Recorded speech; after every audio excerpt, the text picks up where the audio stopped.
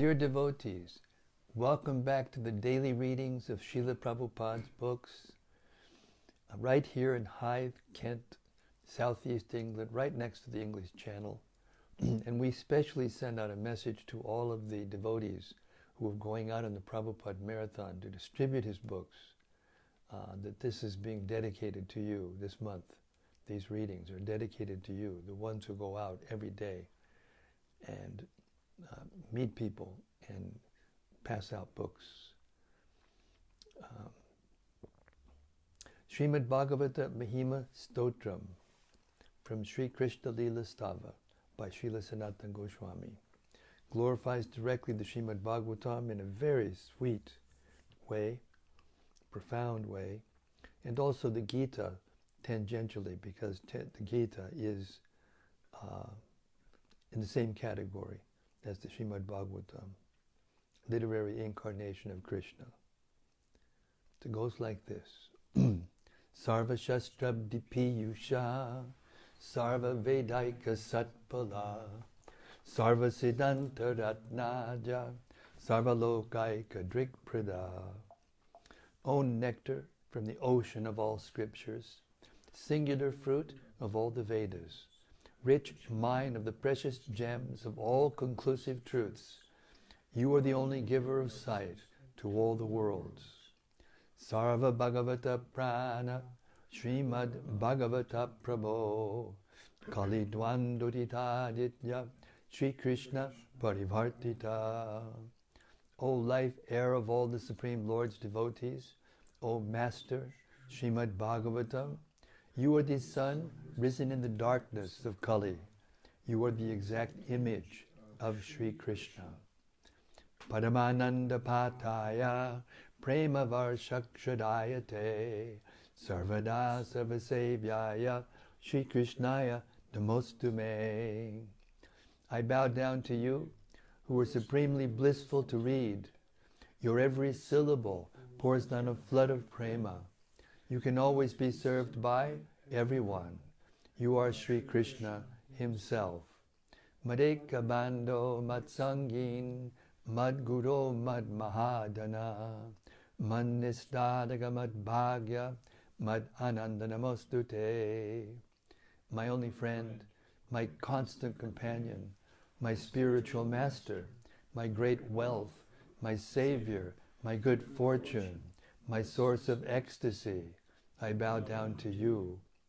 The sadhu sadhuta dayin atini chochata kada anamuncha kadachin mam premna rit kantayokspura. O bestower of saintliness to the unsaintly, O exalter of the most fallen, please never leave me. Always appear in my heart and my voice with pure love. Om Namo Bhagavate Vasudevaya. Om Namo Bhagavate Vasudevaya. Om Namo Bhagavate Vasudevaya. So, we've come to the 16th chapter of the Bhagavad-gita As It Is, and this chapter is a little heavy. Well, it's all heavy, but particularly this is always topical. The divine and demoniac natures. Here we go. Those who possess demoniac qualities and who live whimsically without following the regulations of Scripture attain lower births and further material bondage. But those who possess divine qualities and regulated lives, abiding by scriptural authority, gradually attain spiritual perfection. Texts 1 through 3. Shri Bhagavan-uvacha Abhayang Satvasang Shudir Jnana Yogya Vyavastitihi Dhanam Damash Chayagyascha Swadhyayas Tapa Arjivam Ahimsa Satyam Akodas tyagak shantir upaishunam, daya bhute shalo luptvam, mardavan rirachapalam, tejak chama dritik shaucham, adroho natimanita, bhavanti sampadam daivim, abhijatasya bharata. The Supreme Personality of Godhead said, fearlessness, purification of one's existence, cultivation of spiritual knowledge, charity, self-control, performance of sacrifice, study of the Vedas, austerity, simplicity, non-violence, truthfulness, freedom from anger, renunciation, tranquility, aversion to fault-finding, compassion for all living entities, freedom from covetousness, gentleness, modesty, steady determination, vigor, forgiveness, fortitude, cleanliness, and freedom from envy and from the passion for honor.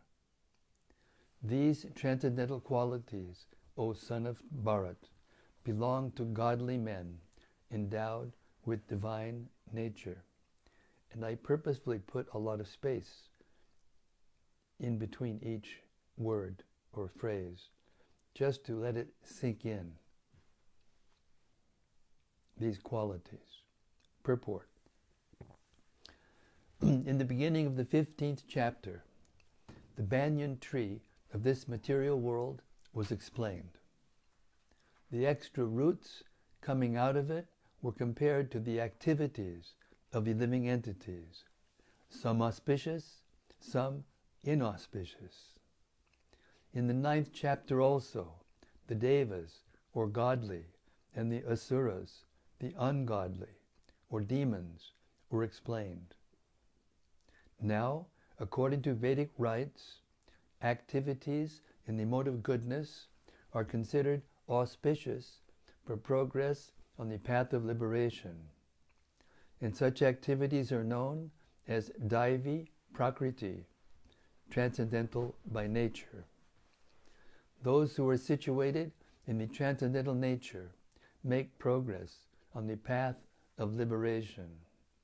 For those who are acting in the modes of passion and ignorance, on the other hand, there is no possibility of liberation.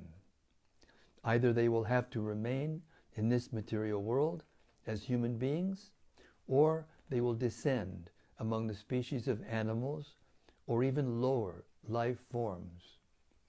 In this 16th chapter, the Lord explains both the transcendental nature and its attendant qualities, and the demoniac nature and its qualities. He also explains the advantages and disadvantages of these qualities. The word abhijatasya, in reference to one born of transcendental qualities or godly tendencies, is very significant. To beget a child in a godly atmosphere is known in the Vedic scriptures as garbhadana sanskara. If the parents want a child in the godly qualities, they should follow the 10 principles recommended for the social life of the human being. In Bhagavad-gita, we have studied also that before sex life, for begetting a good child. In the Bhagavad-gita, we have studied also before that sex life for begetting a good child is Krishna himself. Sex life is not condemned, provided the process is used in Krishna consciousness. Those who are in Krishna consciousness at least should not beget children like cats and dogs, but should beget them so that they may be Krishna conscious, become Krishna conscious after birth. That should be the advantage of children born of father and mother, absorbed in Krishna consciousness. The social institution known as Varnashram Dharma, the institution dividing society into 4 divisions of spiritual life and 4 occupational divisions or castes, is not meant to divide human society according to birth. Such divisions are in terms of educational qualifications. They are meant to keep society in a state of peace and prosperity. The qualities mentioned herein are explained as transcendental qualities, meant for making a person progress in spiritual understanding, so that he can get liberated from the material world. In the Varnashram institution, the sannyasi, or the person in the renounced order of life, is considered to be the head or the spiritual master of all the social statuses and orders. A brahmana is considered to be the spiritual master of the 3 other sections of a society, namely the Kshatriyas, the Vaishyas, and the Shudras. But a sannyasi, who is at the top of the institution, is considered to be the spiritual master of the brahmanas also. For a sannyasi, the first qualification should be fearlessness.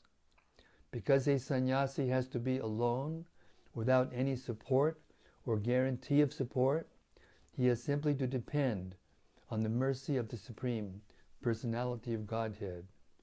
If one thinks, after I leave my connections, who will protect me? He should not accept the renounced order of life.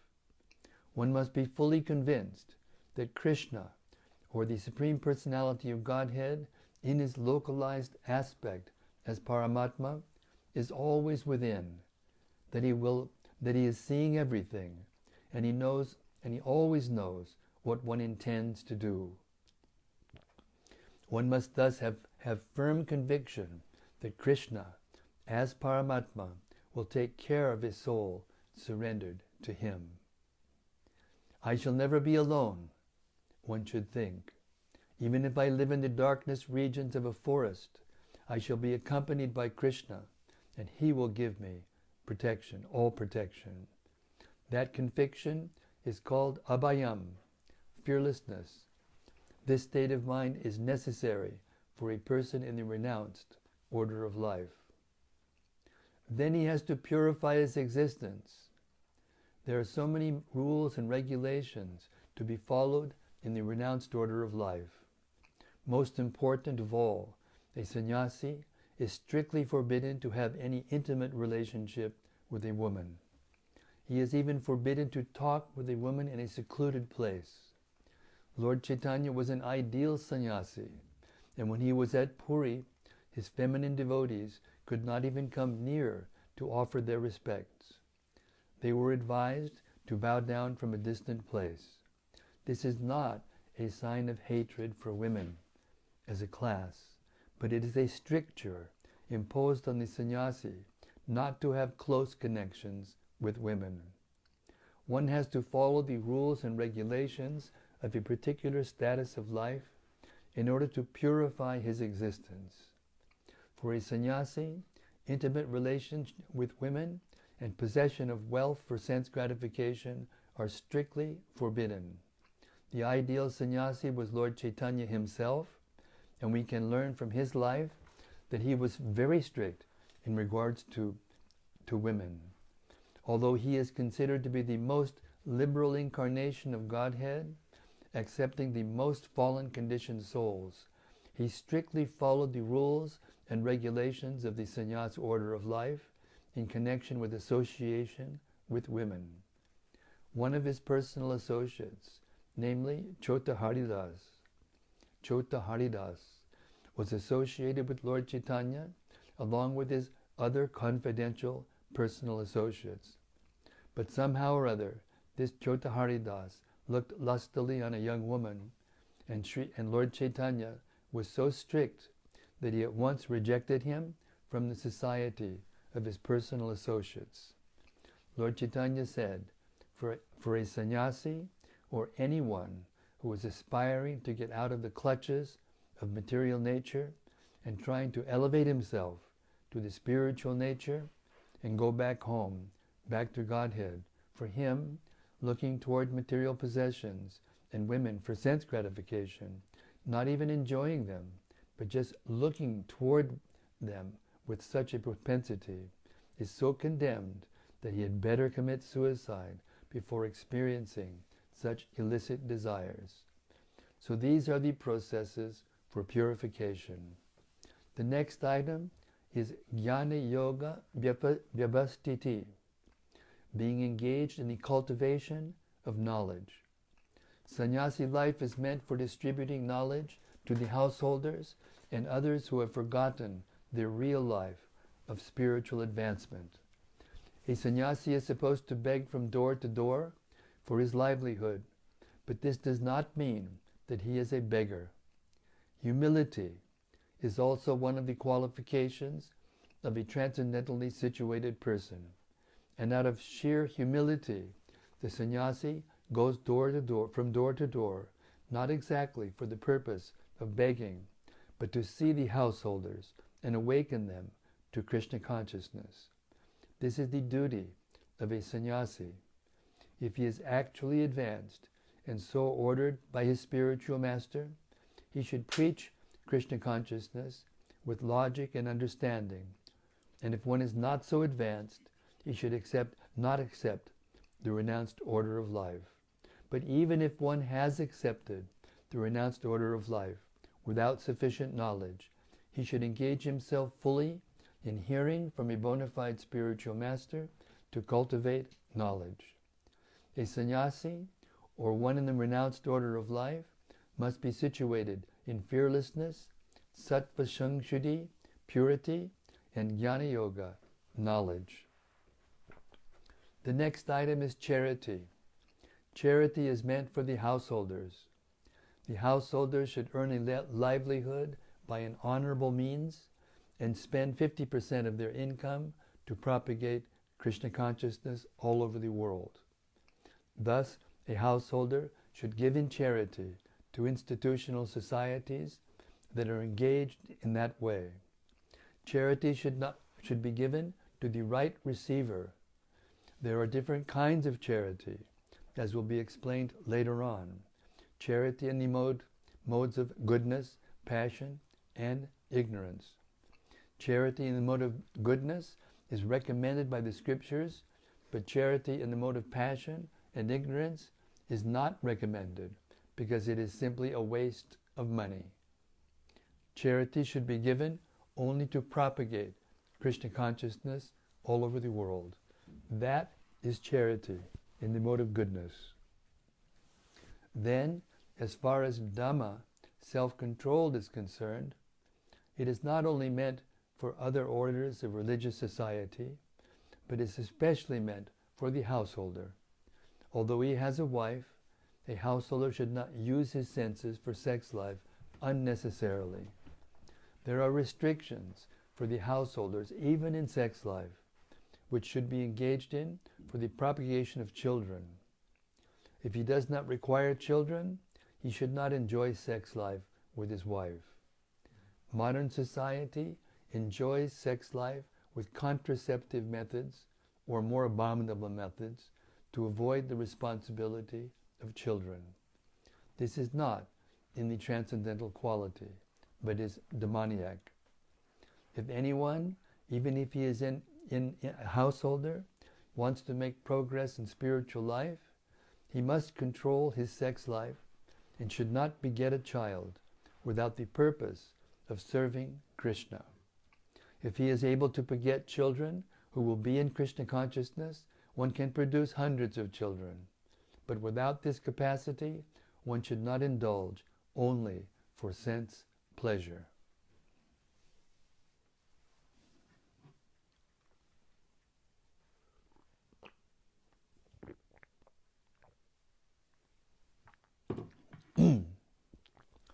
Sacrifice is another item to be performed by the householders, because sacrifices require a large amount of money.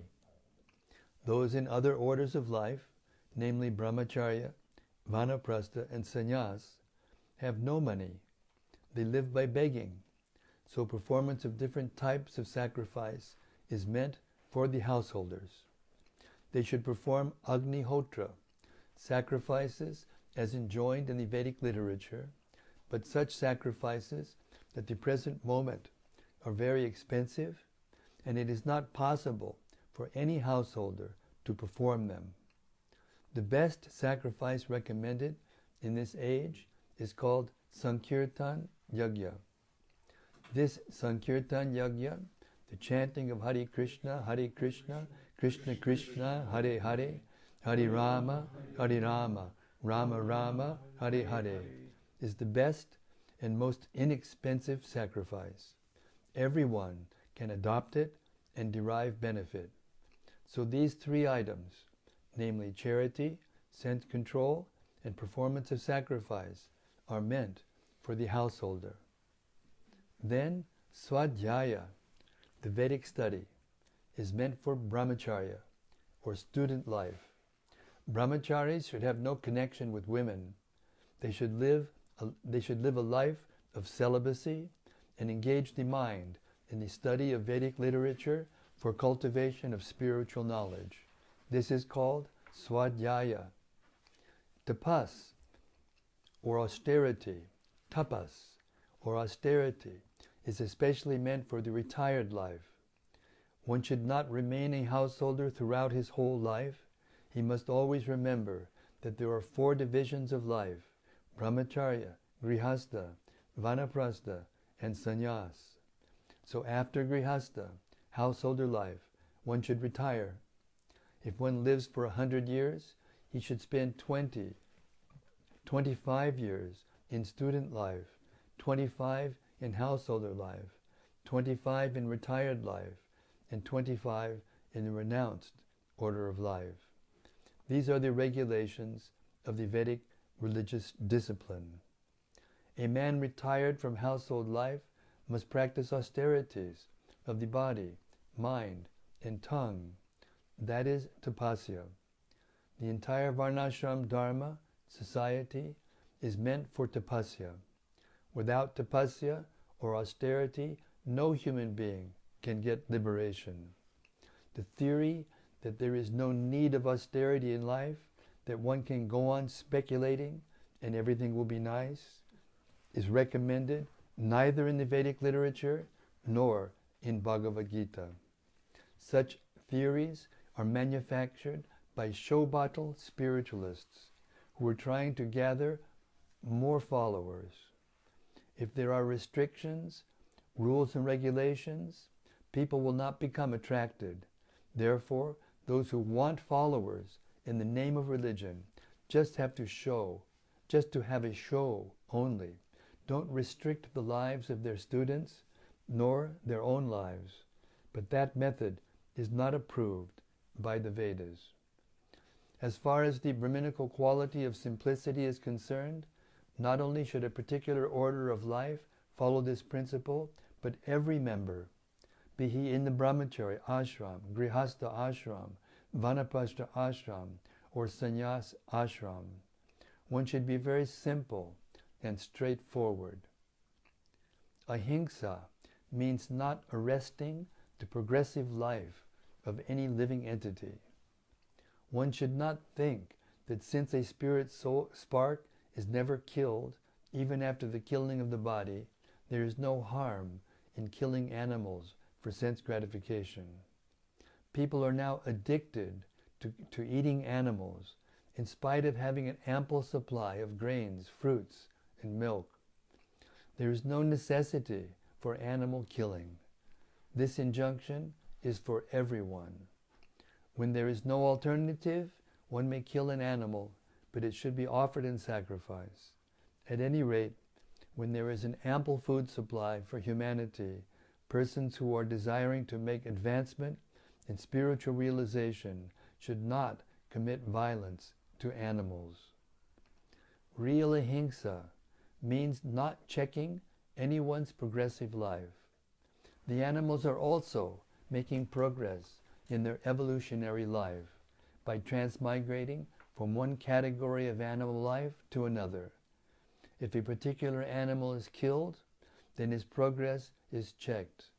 If an animal is staying in a particular body for so many days or so many years and is untimely killed, then he has to come back again in that form of life to complete the remaining days in order to be promoted to another species of life. So their progress should not be checked simply to satisfy one's palate. This is called ahimsa. Satyam. This word means that one should not distort the truth for some personal interest. In Vedic literature, there are some difficult passages, but the meaning or the purpose should be learned from a bona fide spiritual master. That is the process for understanding the Vedas. Shruti means that one should hear from the authority. One should not construe some interpretation for his personal interest. There are so many commentaries on Bhagavad-gita that misinterpret the original text. The real import of the word should be presented, and that should be learned from a bona fide spiritual master. Akrodha means to check anger. Even if there is provocation, one should be tolerant. For once one becomes angry, his whole body becomes polluted. Anger is a product of the mode of passion and lust. So one who is transcendentally situated should check himself from anger. Apaishunam means that one should not find fault with others or correct them unnecessarily. Of course, to call a thief is not fault-finding. But to call an honest person a thief is very much offensive for one who is making advancement in spiritual life. Ri means that one should be very modest and must not perform some act which is abominable. Achapalam, determination, means that one should not be agitated or frustrated in some attempt. There may be failure in some attempt, but one should not be sorry for that. But he should make progress with patience and determination. The word tejas used here is meant for the Kshatriyas. The Kshatriyas should always be very strong in it to be able to give protection to the weak. They should not pose themselves as non-violent. If violence is required, they must exhibit it. But a person who is able to curb down his enemy may, under certain conditions, show forgiveness. He may excuse minor offenses. Shaucham means cleanliness, not only in mind and body, but in one's dealings also. It is especially meant for the mercantile people. One should not deal in the black market. Nati manita, not expecting honor, applies to the Shudras, the worker class, which are considered, according to Vedic injunctions, to be the lowest of the four classes. They should not be puffed up with unnecessary prestige or honor, and should remain in their own status. It is the duty of the Shudras to offer respect to the higher class for the upkeep of the social order. All these 26 qualifications mentioned are transcendental qualities. They should be cultivated according to the different statuses of social and occupational order. The purport is that even though material conditions are miserable, if these qualities are developed by practice by all classes of men, then gradually it is possible to rise to the highest platform of transcendental realization. Srila Prabhupada ki jai. How clear can it be? Text 4. Dambo darpo vimanascha krodha paryushamevacha ajnanam chabijatasya parthasampadamasurim. Pride, arrogance, conceit, anger, harshness, and ignorance. These qualities belong to those of demoniac nature, O son of Pritha. Purport. In this verse, the royal order to hell is described. The demoniac want to make a show of religion and advancement in spiritual science, although they do not follow the principles. They are always arrogant or proud in possessing some type of education or so much wealth. They desire to be worshipped by others and demand respectability, although they do not command respect. Over trifles, they become very angry and speak harshly, not gently. They do not know what should be done and what should not be done. They do everything whimsically, according to their own desire, and they do not recognize any authority. These demoniac qualities are taken on by them from the beginning of their bodies in the wombs of their mothers, and as they grow, they manifest all these inauspicious qualities. Hare Krishna. Text 5. Daivi sampad vimokshaya nibandaya surimata mashuchak sampadam daivim abhichato sipandava. The transcendental qualities are conducive to liberation, whereas the demoniac qualities make for bondage. Do not worry, O son of Pandu, for you are born with the divine qualities. Purport. Lord Krishna encouraged Arjuna by telling him that he was not born with demoniac qualities. His involvement in the fight was not demoniac, because he was considering the pros and cons. He was considering whether respectable persons such as Bhishma and Drona should be killed or not.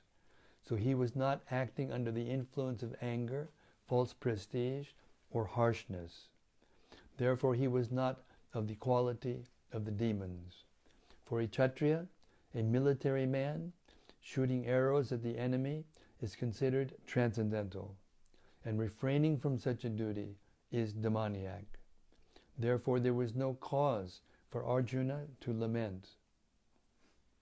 Anyone who performs the regulated principles of the different orders of life is transcendentally situated. Text 6.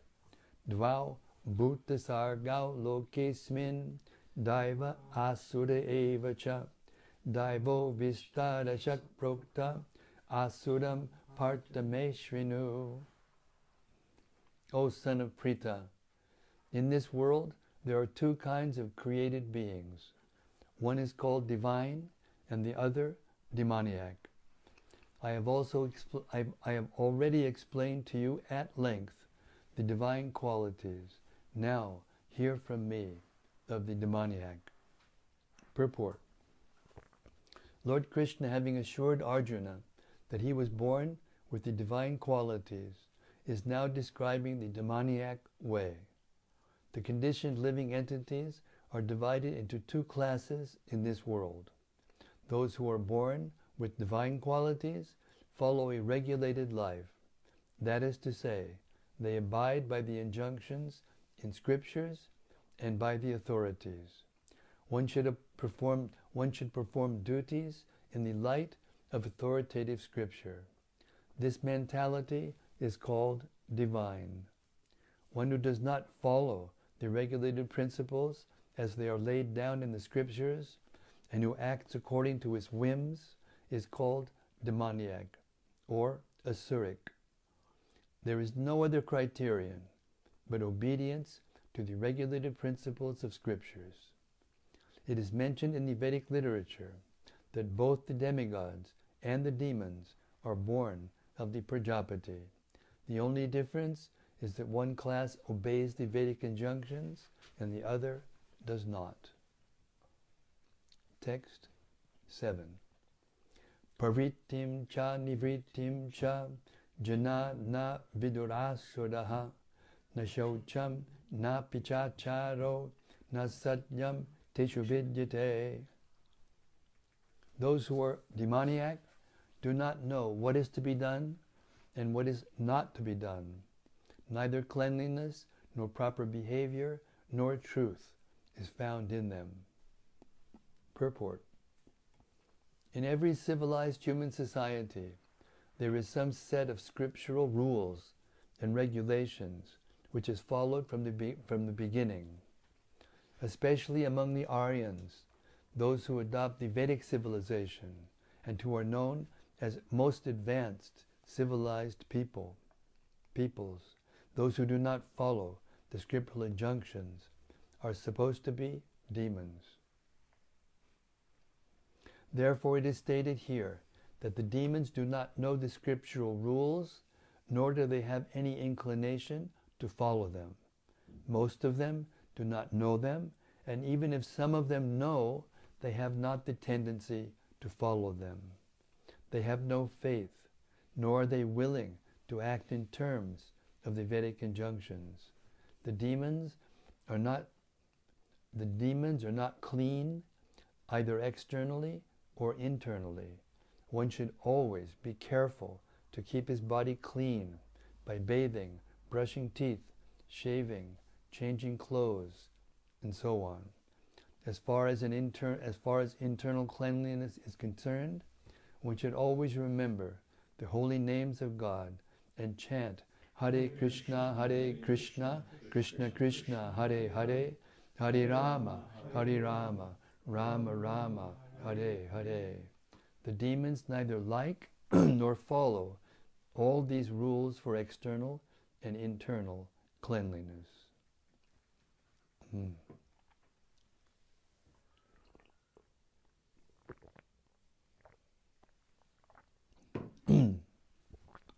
As for behavior, there are many rules and regulations guiding human behavior, such as the Manu Samhita, which is the law of the human race. Even up to today, those who are Hindu follow the Manu Samhita. Laws of inheritance and other legalities are derived from this book. Now, in the Manu Samhita, it is clearly said that a woman should not be given freedom. That does not mean that women are to be kept as slaves, but they are like children. Children are not given freedom, but that does not mean that they are kept as slaves. The demons have now neglected such injunctions, and they think that women should be given as much freedom as men. However, this has not improved the social condition of the world. Actually, a woman should be given protection at every stage of life. She should be given protection by the father in her younger years, by the husband in her youth, and by the grown-up sons in her old age. But this is proper social behavior according to the Manu Samhita. But modern education has artificially devised a puffed up concept of womanly life, and therefore marriage is practically now an imagination in human society. The social condition of women is thus not very good now, although those who are married are in a better condition than those who are proclaiming their so-called freedom. The demons, therefore, do not accept any instruction which is not good for society. The demons, therefore, do not accept any instruction which is good for society, and because they do not follow the experience of great sages and the rules and regulations laid down by the sages, the social condition of the demoniac people is very miserable, and getting more miserable all the time. Text 8. Asatyam apratishtam te jagat ahur anishwaram Aparaspadasam bhutang kim manyat kama haitukam. They say that this world is unreal, with no foundation, no God in control. They say it is produced of sex desire and has no cause other than lust. Purport. The demoniac conclude that the world is a phantasmagoria. There is no cause and effect, nor controller, no purpose. Everything is unreal. They say that this cosmic manifestation arises due to chance, material actions and reactions. They do not think that the world was created by God for a certain purpose. They have their own theory, that the world has come about in its own way, and that there is no reason to believe that there is a God behind it. For them, there is no difference between spirit and matter, and they do not accept the Supreme Spirit. Everything is matter only, and the whole cosmos is supposed to be a mass of ignorance. Whoa! According to them, everything is void, and whatever manifestation exists is due to our ignorance in perception. They take it for granted that all manifestation of diversity is a display of ignorance. Just as in a dream, we may create so many things which actually have no existence. Then, when we are awake, we shall see that everything is simply a dream. But when we are awake, but factually, although the demons say that life is a dream, they are very expert in enjoying this dream. And so, instead of acquiring knowledge, they become more and more implicated in their dreamland. They conclude that as a child is simply the result of sexual intercourse between man and woman, this world is born without any soul. For them, it is only a combination of matter that has produced the living entities, and there is no question of the existence of the soul. As many living creatures come out from perspiration and from a dead body without any cause, the whole living world has come out of the material combinations of the cosmic manifestation. Therefore, material nature is the cause of this manifestation, and there is no other cause. They do not believe in the words of Krishna in Bhagavad-gita, Maya yakshena prakriti suyate sacharacharam. Under my direction, the whole material world is moving. In other words, among the demons, there is no perfect knowledge of the creation of the world. Every one of them has some particular theory of his own. According to them, one interpretation of the scriptures is as good as another, for they do not believe in a standard understanding of the scriptural injunctions. Hare Krishna. So we'll stop there. We're just getting into the details of the demoniac nature and way of life. Hare Krishna. Hare Krishna. So, heavy subject, so we'll throw the attention to the assembled sages to share with us anything that stuck out in their minds to reflect upon or have further discussion. Hare Krishna. Cheers.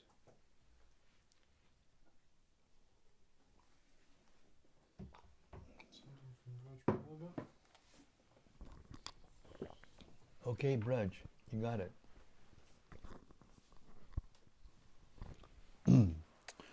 Okay, Hare Krishna Maharaj. Hare Bol. So I'm going to refer to I'm just going to read something from the last part of the text 4 purport. Just a sentence, and then I'll ask. Text 4. Mm-hmm. Okay. It says, these demoniac qualities are taken on by them from the beginning of their bodies in the womb of their mothers, and as they grow, they manifest all these inauspicious qualities. So question then is that my question is that based on this statement, it seems that people living entities are born with certain proclivities to act, maybe in an inauspicious way. Is that correct? Because it was saying here, are taken on by them. Yes, it does. Yes, it does. But it's not just that.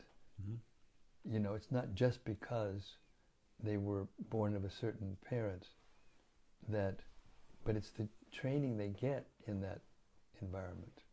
The training they get from their parents, the example that they see in the parents. Give you an example.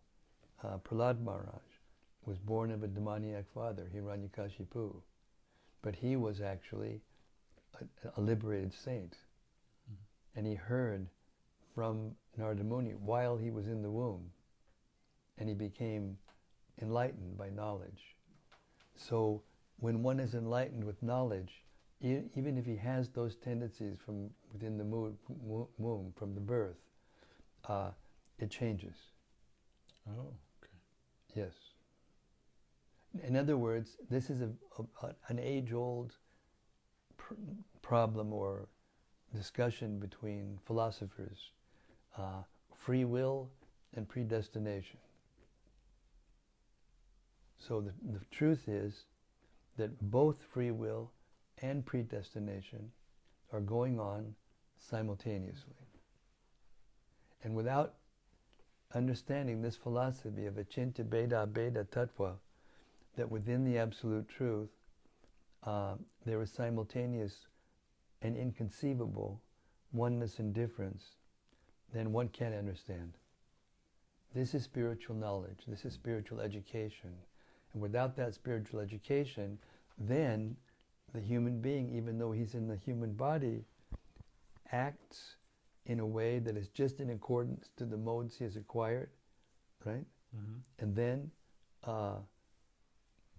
that ability to have free will is stifled.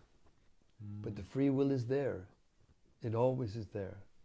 Because the free will is inherent in the soul. I see. So therefore, in the first three verses, it describes the divine qualities. These are qualities of the soul. And then he explains to Arjuna, don't worry, you were born with those divine qualities. But it also means that he was raised by his mother with those divine qualities. Right. So these things are going on at the same time. A person can change that predestination by changing his behavior. And how does he change that behavior? Tattvavit. By acquiring spiritual knowledge, by good fortune, or by the mercy of God or God's representatives. He comes in contact with transcendental knowledge, becomes interested, and actually assimilates it. Tattvavit tu mahabaho guna karma vibhagayoho guna shivartanta itimatma nasajjate. Once we've received this knowledge from a source that is beyond the actions and reactions of the material world, material existence, then we are given the ability to choose or see, first of all, the difference between devotional service and sense gratification, and then one can choose sense gratification over, choose devotional service, or either one actually, and become that nature more and more in this material world. Therefore the Vedas begin with the aphorism, Atato Brahma Jigyasya. Now, Atato is the word now. Now is the time to inquire about the absolute truth. That's the translation of Atato Brahma Jigyasa. But the word Atato means something. It means now that we have a human body, because you can distribute as many books to as many dogs and cats as you'd like, put it in their little doggy bed, open it up to the right page, put it next to his chow dish, and he won't even look at it, won't speak of understand it. Right. So there you have it, as far as I can take it. that there is free will always inherent in the soul, and at the same time there are predestination based on one's previous activity. So by the minute use, proper use of the independence, he can change his activities and change his predestination. Horrible. Hare Krishna.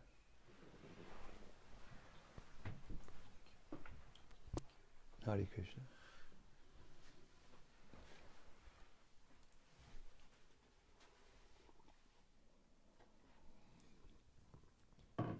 First is from Rati Manjari. Haribo Rati. She says, Jai Guru Maharaj. Jai Ho. Sudevi Dasi says, Hare Krishna. Hare Krishna Sudevi Dasi. From Gauranga Gopal. Haribo Gauranga Gopal.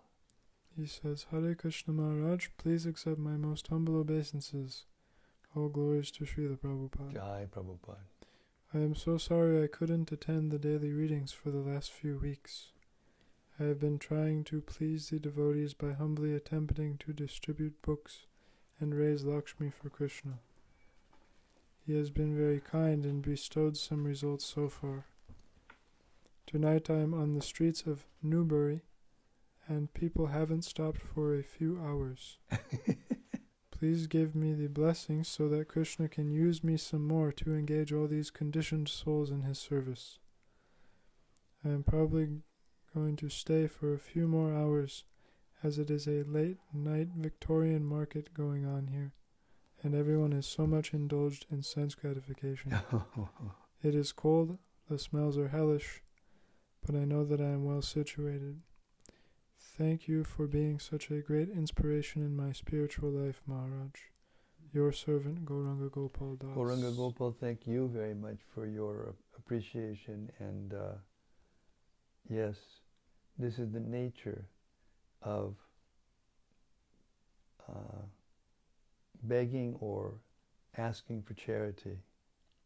It is the nature. This is exhibited by Krishna when he sent the cowherd boys to the brahmanas who were performing a sacrifice near Vrindavan, and they refused.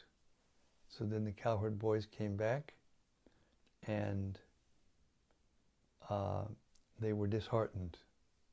So Krishna said, don't worry, that's the nature of begging. Sometimes they give, and sometimes they don't.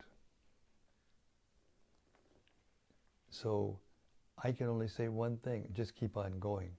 Having had the experience myself many times while going out on book distribution for years, Krishna always rewards, not rewards in terms of profit, but reciprocates with the devotee who keeps going despite the difficulty. That determination is in the mode of goodness. And you are in the mode of goodness, not beyond goodness, but transcendental goodness, because you want to serve Krishna. And therefore, Krishna's mercy is that sometimes we get very good results, and sometimes we don't. So we can realize that it isn't us, it's the modes of nature that cause discrepancies or apparent discrepancies. I'm doing this for Krishna. Why isn't anyone reciprocating? But it's not like that. It's not your fault.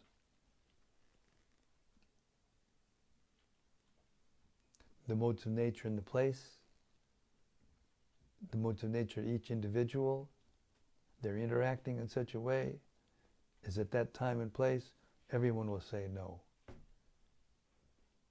But I've also learned by that activity myself that when my desire is stronger than the desire of the person to say no, if my desire is stronger that he should say yes, then he'll sometimes say yes. In the battle of the will, battle of the willpower. So, as Vaisheshika Prabhu, who is probably the most expert in the world, from 48 years of constant experience without stopping, all those years, he says that if you see them as potential devotees and see them as souls and try your best to give them an opportunity to do something for Krishna and start the process, even if it's agyata sukriti, unknowing service. It is so dear to Krishna, it is so dear to Lord Chaitanya that they give you the strength. And I know that I'm actually speaking to the choirs, preaching to the choir, because you already have that strength. Otherwise you wouldn't have said what you said. It's been hours now since anybody said yes, but this is going to go on until late night market, so I'm going to keep going. That's it. That means you've already received Lord Chaitanya's mercy, and you will get more and more as time goes by. Hare Krishna.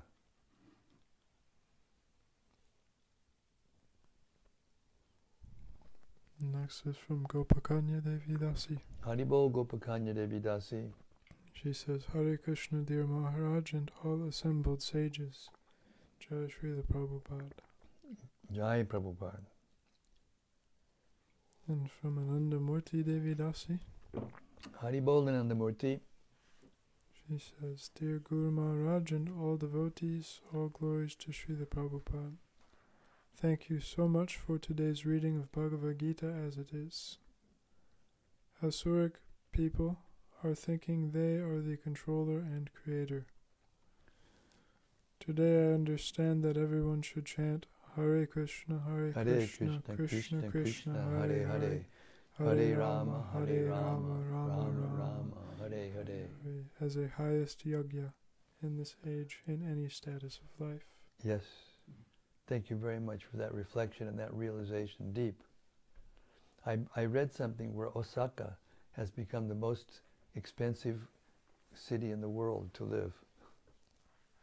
It edged out, I don't know, Singapore and Tokyo and one other place or something like that. So, so your attitude is right. Just keep on going, and you will also achieve everything. Hare Krishna. And from Rati Manjari. Haribol Rati. She says, Dear Guru Maharaj, please accept my respectful obeisances. I have a question. Tonight we heard that there are two types of people, the divine and the demoniac. I have also heard Srila Prabhupada refer to innocent people in the Nectar of Instruction. This is also mentioned, I believe, in the verse on how to deal with different types of persons differently. I was wondering that if there are only two types of people, where do the innocent class of people fit in? Are they divine or demoniac? Or are there subcategories of people? Of course, there are many, many subcategories, and if we take one statement out of context and then compare it to another statement which appears to be different, then there needs to be an explanation. So, first of all souls are not demoniac. The bodies of the souls that they get are of a nature because of their previous activities. But within that activity, there's always an opportunity when we're in the world externally for coming in contact with things that are good or things that are not good. There's always an opportunity to do the right thing, and so on and so forth. So therefore, people who are innocent are those who haven't heard the proper things, and they do things as a result of just habit, of what they learned from their parents or in their original situation. Those who are fortunate, who have gotten this information or come in contact with devotional service somehow or other, they get purified, they get benefit, they get what is called sukriti, beneficial. So those persons are called innocent. But those persons who have created a philosophy that fixes them in demoniac activity, they become what we call incorrigible. And they have to go through many lives in order to use up those abominable reactions and finally come in contact with a devotee. Because the fact is that it's only the contact with devotees of Krishna, devotees of God, that people become changed, that their material tendencies become changed. This is called spiritual education. And because of a lack of spiritual education, especially now in this modern materialistic society, people have no idea. But they may not be purebred, demons either. They're innocent. They're just misled by demoniac leaders or parents or teachers or whatever. And even now in India, even gurus, there are so-called gurus who mislead their followers for sense gratification. So yeah, there's quite a few categories. Hare Krishna.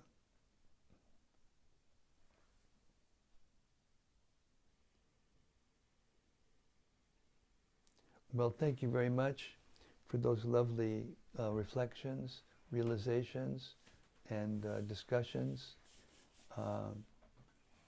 Yeah. Srimad Bhagavad-gita, ki, as it is, ki jai. Samaveda Bhaktivinoda ki jai. Gaur Premanandi Hari Hari Bol. Thank you very much. See you tomorrow night, same place, same time, same topic.